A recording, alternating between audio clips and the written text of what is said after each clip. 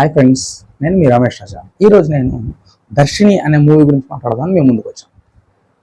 ఈ దర్శిని మూవీ మే 17న రిలీజ్ అయింది.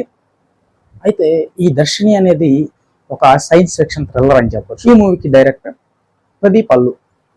ఈ సినిమాలో ఓన్లీ 10 క్యారెక్టర్సే ఉంటాయి అనమాట. 10 మంది యాక్టర్లతో మెయిన్ లీడ్ అయితే 3 ఉన్నారనమాట. అయితే దర్శిని అనే వ్యక్తి ఫ్యూచర్ ని చూడగలిగే ఒక మెషిన్ ని తయారు చేస్తుంది.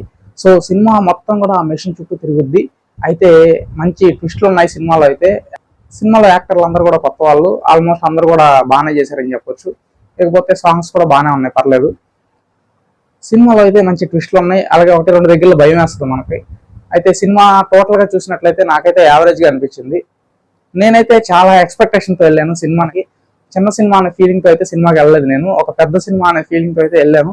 నేనైతే సినిమాతో అంత సాటిస్ఫై అవ్వలేకపోయాను. సినిమా అయితే టోటల్ గా ఓకే, కొత్త వాళ్ళు కాబట్టి యావరేజ్ అని చెప్పొచ్చు, ఎంకరేజ్ చేయాలి కాబట్టి. అయితే ఇంకో విషయం ఏంటంటే, ఈ దర్శిని మూవీకి సీక్వెల్ కూడా తీస్తారన్నట్టు లాస్ట్ లో దర్శిని 2 అని చెప్పేసి చూపించారనమాట.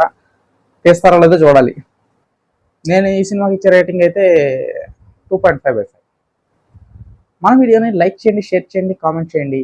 ఇలాంటి మరిన్ని జెన్యూన్ రివ్యూస్ కోసం మన ఛానల్ని సబ్స్క్రైబ్ చేయడం మర్చిపోద్దు. Thanks for watching friends. Love you all. Bye.